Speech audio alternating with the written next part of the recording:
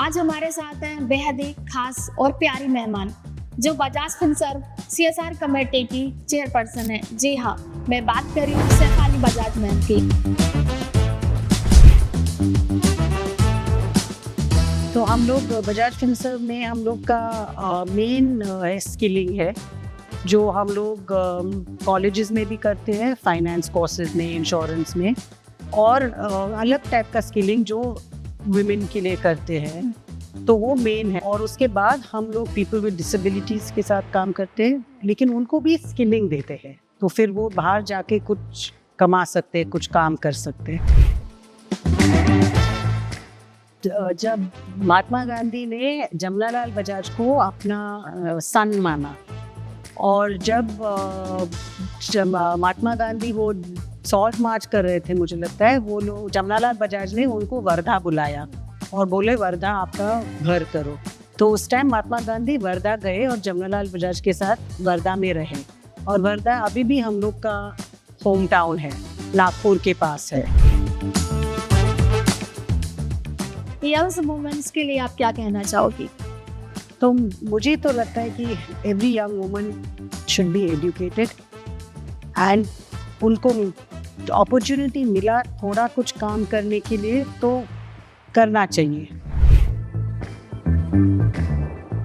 आप लोग को देख के मुझे स्ट्रेंथ आता है, तो सच्ची में यार मुझे बहुत गर्व है कि आप सब इधर जो मैंने अभी मिले बच्चे लोग की, कि आप लोग ने सब ये गुजर गया, लेकिन आप सब खड़े हैं, सब स्टडी करना चाहते हैं। It is great.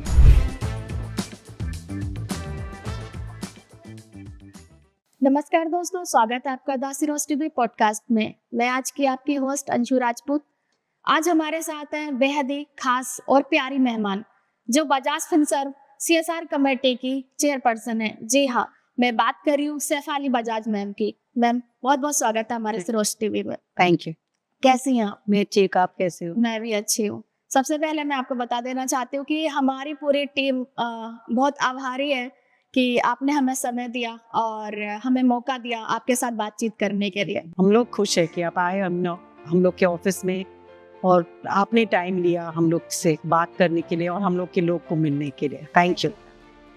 मैम, सबसे पहले मैं आपसे जानना चाहूँगी कि हमारे पीछे एक बेहद ही खूबसूरत बैकग्राउंड है, तो ये जो बॉल है, इसके बारे में आप बताइए कि इसके पीछे की कहानी क्या है, क्योंकि ये बहुत ही खूबसूरत है और इसमें मैं देख रही हूँ कि बहुत ही अलग अलग तस्वीर लगी हुई है।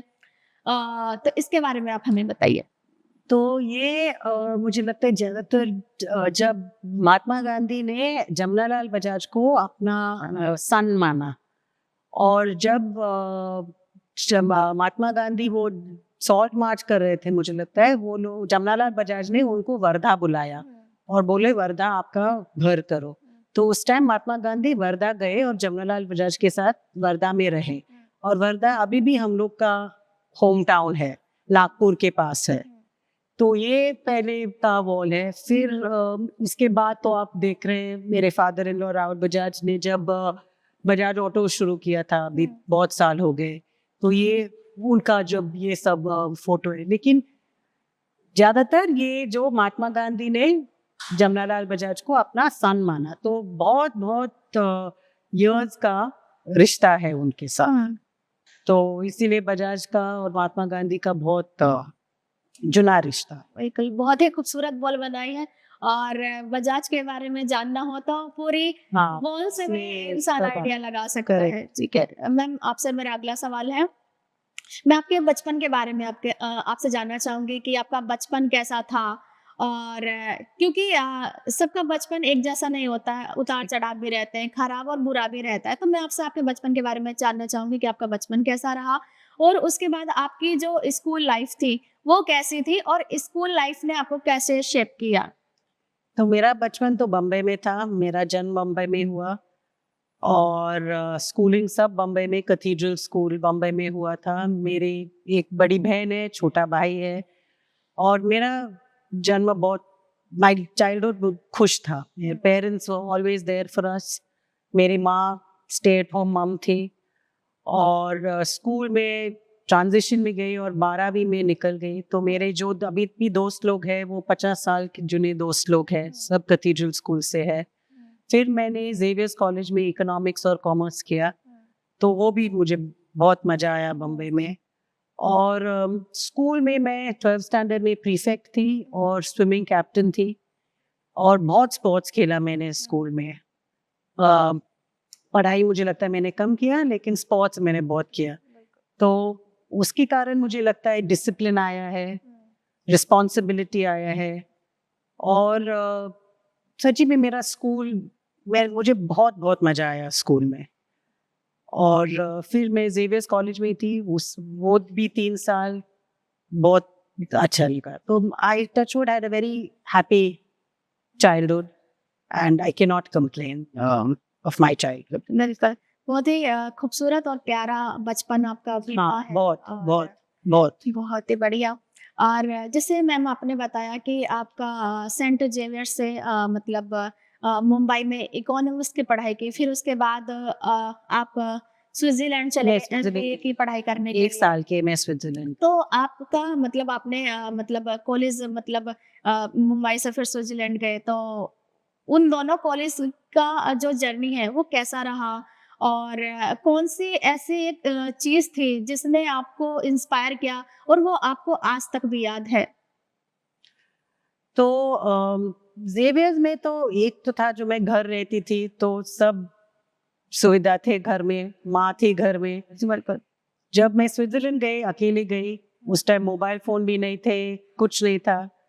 लेकिन जो वो 1 साल जो मैं रही, जो इंडिपेंडेंस मिला, जो खुद रहने का एक अलग का मजा है, लेकिन रिस्पॉन्सिबिलिटी भी है। बिल्कुल।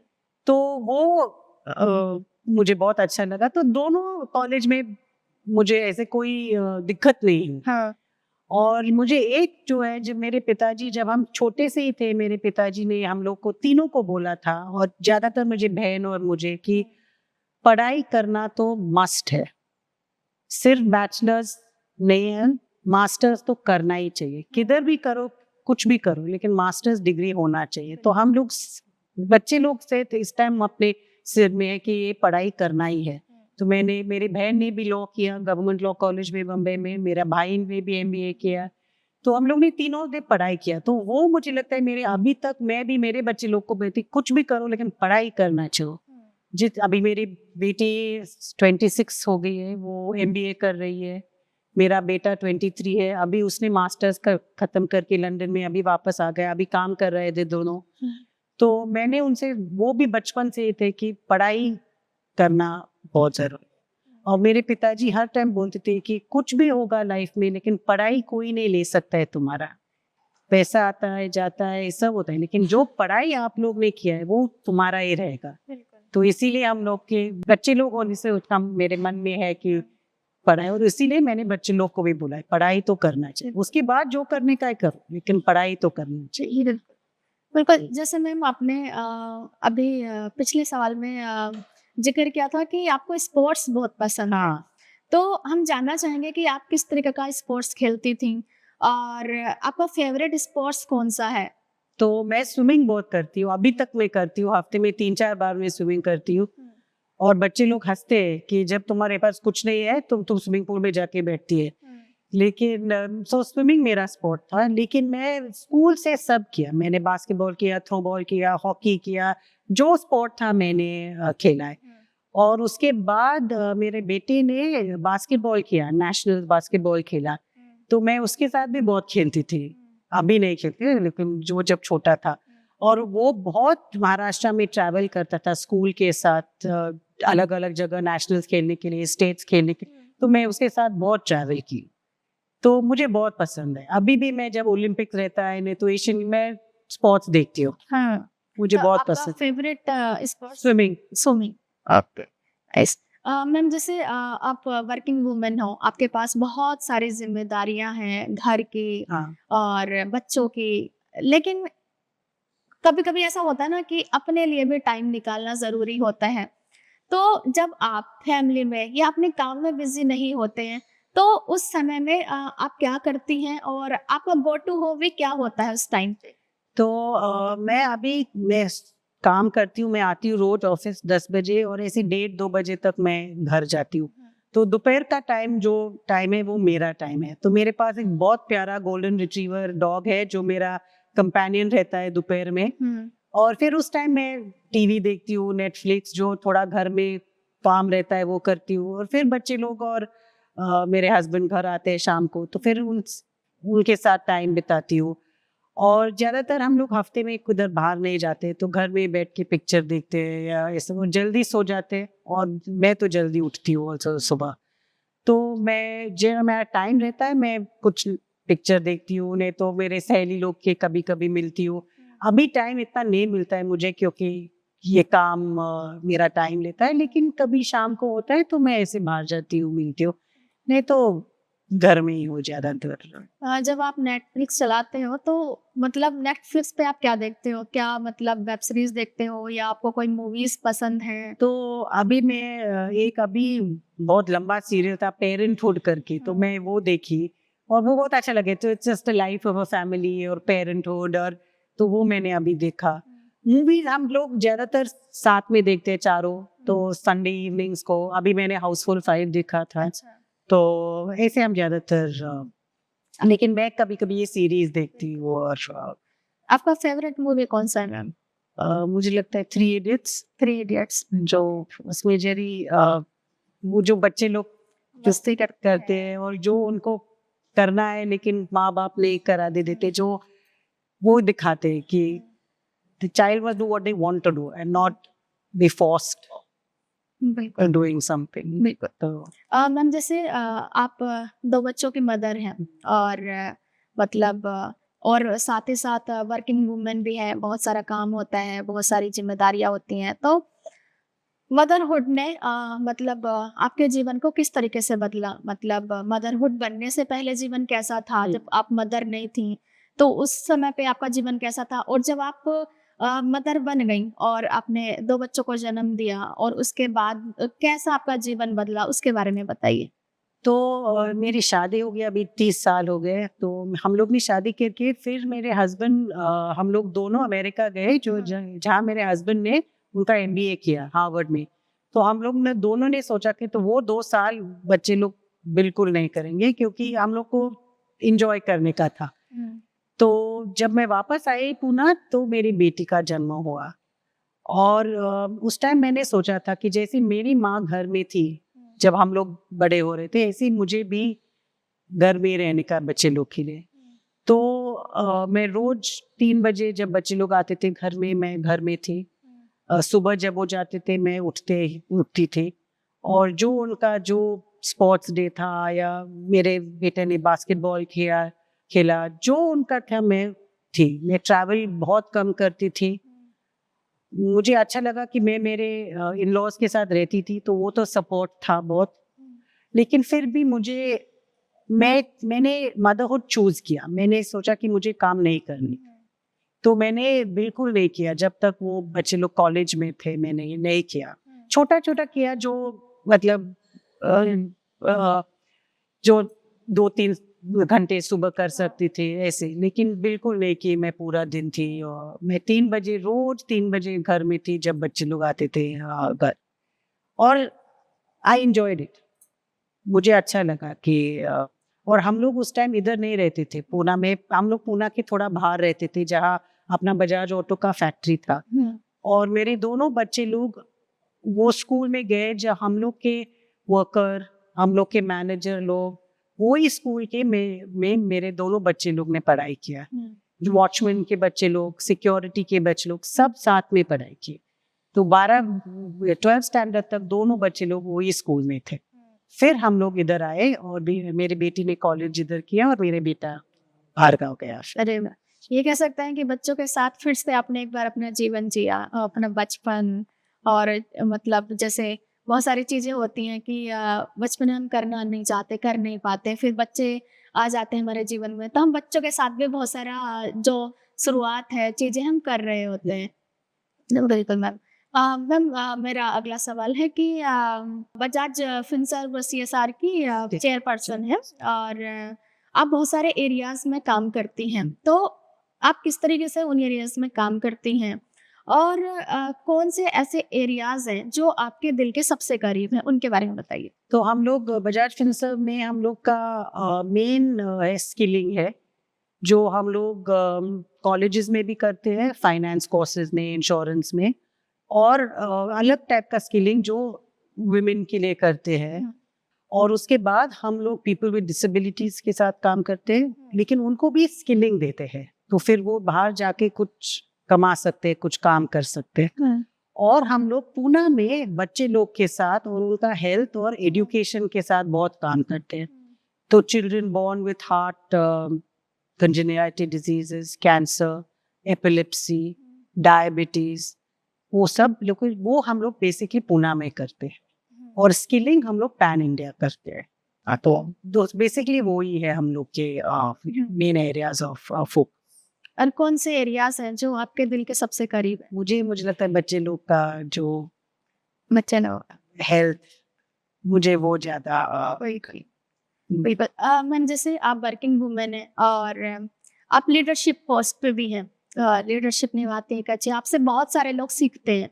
लेकिन आज भी हमारी सोसाइटी में बहुत सारी यंग्स वुमेन्स हैं जो कुछ करना चाहती हैं, आगे बढ़ना चाहती हैं, लेकिन जो सोसाइटी की कुछ बंदिशें रहती हैं कि मतलब अगर जिसकी वजह से वो हिचकिचाती हैं लीडरशिप रोल लेने से, और कहीं ना कहीं प्रेशर रहता है घर वालों की तरफ से, सोसाइटी वालों की तरफ से कि आपको अगर बाहर जाके काम करना है तो करिए, लेकिन साथ ही साथ आपको घर की जिम्मेदारी ही भी निभानी पड़ेगी, आपको अपने पति को भी देखना पड़ेगा, आपके अपने बच्चों को भी देखना पड़ेगा, परिवार को भी देखना पड़ेगा।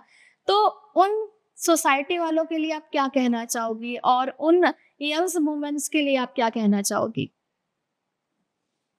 तो मुझे तो लगता है कि every young woman should be educated, and उनको अपॉर्चुनिटी मिला थोड़ा कुछ काम करने के लिए तो करना चाहिए।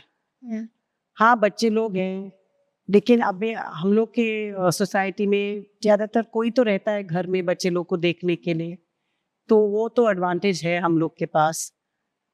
लेकिन वो कभी कभी टफ चॉइस भी होता है, लेकिन क्योंकि मैंने तो सोचा है मुझे कभी नहीं जाने का है, लेकिन आई डिडंट नीड टू, तो वो बैलेंस रखना कभी कभी डिफिकल्ट रहता है। लेकिन मैंने अभी देखती हूँ ज़्यादातर women are coming out, they are trying to work, and most of them are balancing their home and their work, and I think मुझे लगता है वो बहुत अच्छा करते हैं। हम लोग के CSR टीम में भी इतना लेडीज है जिनके बच्चे लोग हैं, लेकिन they are balancing it, and I think it's great. I really give them credit that they can balance घर, बच्चे लोग, कभी कभी सास ससुर और काम, और I think that's absolutely great. बिल्कुल मैम, मैं आपसे जानना चाहूंगी कि एक लड़की का इंडिपेंडेंट होना कितना ज़रूरी होता है। जैसे कि मैं अपनी बात करूं तो आज मैं इंडिपेंडेंट हूं तो सोसाइटी में मेरी बहुत ज़्यादा इज्जत है, मेरे परिवार वाले या मेरे दोस्तों के परिवार वाले भी सपोर्ट करते हैं, आज जो रिश्तेदार हैं जो देखने तक नहीं आते थे वो लोग भी सपोर्ट करते हैं। शायद अगर मैं इंडिपेंडेंट नहीं होती तो कोई मुझे नहीं पूछ रहा होता है, तो आप क्या क्या बोलना चाहेंगे उस चीज के लिए? मुझे लगता है हर लड़की को पढ़ाई करना चाहिए। अभी आज मैं पेपर में पढ़ी, एक म्यूनिसिपल स्कूल में पिंपटी में एक गर्ल, उनके फादर स्कूल टीचर है, वो जर्मनी जा रही है 11th और 12th करने के लिए, तो women can do it। तो मुझे लगता है every girl should try and study, जो बेसिक स्टडी हो सकता है, जो कल कोई प्रॉब्लम होगा तो बाहर जाके तो काम तो थोड़ा कर सकते हैं। तो मुझे वो बहुत इम्पोर्टेंट है कि every girl should be given an opportunity to study। हाँ, बिल्कुल मैम, हम लोग भी पढ़ाई कर रहे हैं। हाँ, I think आप लोग तो एग्जाम्पल है इसका कि आप लोग इतना तकलीफ में गुजर रहे हैं, लेकिन आप लोग सिर्फ सब इधर है, खुश रहे, स्माइल कर रहे हैं और पढ़ाई कर रहे हैं। बिल्कुल, और आपकी सपोर्ट की वजह से ही, मतलब ऐसा जैसे आप एजुकेशन में सपोर्ट कर रहे हैं तो आप एसिड सर्वाइवर्स के लिए भी एजुकेशन में सपोर्ट कर रहे हैं, और बहुत सारी लड़कियों के अंदर उम्मीदें हैं, सपने हैं, और बहुत सारे लोग कुछ ना कुछ बनना चाहते हैं, कोई लॉयर बनना चाहता है, कोई IAS ऑफिसर बनना चाहता है। तो थैंक यू मैम नहीं। पूरी सर्वाइवर्स की तरफ से भी। आप लोग को देख के मुझे स्ट्रेंथ आता है। तो सच्ची में मुझे बहुत गर्व है कि आप सब इधर जो मैंने अभी मिले बच्चे लोग की, कि आप लोग ने सब ये गुजर गया लेकिन आप सब खड़े हैं, सब स्टडी करना चाहते हैं। It is great. हाँ मैम, जैसे कि आप जानते हो कि जो अच्छा फाउंडेशन है वो एसिड वायलेंस पे काम करता है, और आप काफी समय से एसिड अटैक सर्वाइवर्स को सपोर्ट कर रहे हो, लेकिन आप मिले नहीं थे। नहीं, तो उस टाइम पे जब आपने एसिड के बारे में सुना कि लड़कियों पे एसिड अटैक होता है, एसिड वायलेंस होता है, तो आपके दिमाग में उस टाइम पे क्या थॉट्स आए? और आज आप सर्वाइवर्स से मिले, बात किया, तो आज का क्या थॉट्स है? किस तरीके से मतलब आपके थॉट्स जो हैं बदले? तो मैंने ये एसिड सर्वाइवर का जब हम बच्चे लोग थे उस टाइम भी सुनते थे, लेकिन और हम लोग को लगता था ऐसे कौन कर सकता है, और हम लोग तो सच में लगता भी नहीं था कि कैसे हो भी सकता है लोग क्यों। लेकिन उस टाइम मेरे माँ और पिताजी भी बताते थे कि ऐसा होता है, तो उसी टाइम से हम लोग ने सुना है। लेकिन आज जब अभी मैंने बोला आप लोग सबको मिलके, मैं भी नर्वस थी कल, सच्ची में आपको बता कि आप लोग सबको मिलेंगे कैसे रहेगा, लेकिन आज आपसे बात करके सब ले बच्चे लोग के मिलके, जो लाइफ में आपने you all have gone through in life, जो कोई भी बोल सकता है मैं समझ सकती हूँ लेकिन नहीं समझ सकते। मैं भी इधर बैठ के आपको बोल रही मैं समझ सकती हूँ, नहीं मैं नहीं समझ सकती हूँ, लेकिन जो स्ट्रेंथ आप लोग ने दिखाया है सच्ची में उस पे मैं बहुत प्राउड हूँ। और उसमें इसीलिए लगता है कि उनको आपको सपोर्ट करो, आप सब पढ़ाई करो और कुछ ना कुछ करो, और आपके माँ पिताजी को प्राउड करो, बिल्कुल। फैमिली को प्राउड करो। और मुझे आज बहुत बहुत अच्छा लगा आप लोग बोलते आपको मुझसे मिलके ये प्लेजर है, लेकिन उल्टा है सच्ची में। आप लोग को सब मिलके मुझे इतना हैप्पीनेस आया है कि जो आप लोग कर रहे हैं अभी, वेरी हैप्पी। जब हम लोगों को पता चला ना, मतलब बहुत समय पहले नहीं पता था कि हम लोग मिल रहे हैं, और जब पूना में आए तो तब हमें पता चला कि मतलब हम बजाज फिनसर्व में जाएंगे और मैम से मिलेंगे। तो हम लोगों को इतनी खुशी हुई, क्योंकि जब हम लोग नोएडा में रहते थे तो मतलब हम लोग सुनते थे हमेशा से, और आपका जिक्र हमेशा से होता था टीम में। तो हम लोगों को ये लगता था कि मतलब सपोर्ट तो कर रहे हैं लेकिन हम लोग मिल नहीं पा रहे हैं कि कौन है। तो आज हम लोग मिले और हम लोगों को बहुत अच्छा लगा, और आगे भी आपके सपोर्ट की ज़रूरत है। हमने ऐसे ही आप हमें सपोर्ट करते रहिए, और आप मतलब हमें दिल्ली में कैफ़े के लिए हाँ। इतना सपोर्ट कर रहे हो कि हम जैसे और भी सर्वाइवर, आज तो हम इंडिपेंडेंट हैं, लेकिन हम जैसी और सर्वाइवर वहाँ पे काम कर पाएँगे, और भी सर्वाइवर को रोज़गार मिल Correct. पाएगा, और शायद वो लोग भी फ्यूचर में कुछ कर पाएँगे। तो मैम इसी से रिलेटेड मैं आपसे पूछना चाहती हूँ कि जैसे हमारे ग्रुप में ज़्यादातर यंग सर्वाइवर हैं, और वो अपने फ्यूचर के लिए बहुत कुछ करना चाहती हैं। जैसे आपने भी बहुत सारे यूथ को इंस्पायर किया है और आप करते आ रहे हो। तो हमारे सर्वाइवर्स को आप क्या सलाह देना चाहेंगे, और जो हमारे पॉडकास्ट सुनने वाले यूजर्स हैं उनके लिए क्या बोलना चाहेंगी? तो आप लोग जो सर्वाइवर है, जैसे मैंने अभी बोला कि you all have gone through something that I don't think anybody can understand, लेकिन जो आप स्ट्रॉन्ग रहे, एक साथ रहे, तो वही आपको है कि यू हैव टू कंटिन्यू। आप लोग सब पढ़ाई करना चाहते तो करो पढ़ाई, सो क्या हुआ तो बड़े हो गए, उम्र हो गए, ऐसे कुछ नहीं है, पढ़ाई कभी भी हो सकता है। मेरी नानी तो 60 समथिंग थी जब उसने इनका MA किया, तो पढ़ाई का कुछ एज नहीं रहता है। आप पढ़ाई करो, काम करो और दिखाओ कि आप भी कुछ हो सकते। और ये जो हुआ आपके साथ हो गया है, लेकिन you all have come out stronger instead of weaker. That is my message to all of you. And to the people watching, it is very unfortunate, and there should definitely be some way to stop this acid attacks. Thank you ma'am, बहुत कुछ सीखने को मिला, और बहुत सारे लोग हमारी बातचीत से भी सीख रहे होंगे। तो आगे फ्यूचर में भी हम लोग ऐसे ही बात करते रहेंगे, और पूरे टीम की तरफ से थैंक यू कि आपने हमें इतना कीमती समय दिया अपने टाइम से। Thank you. Thank you so much. Thank you so much, Anshu. Thank you.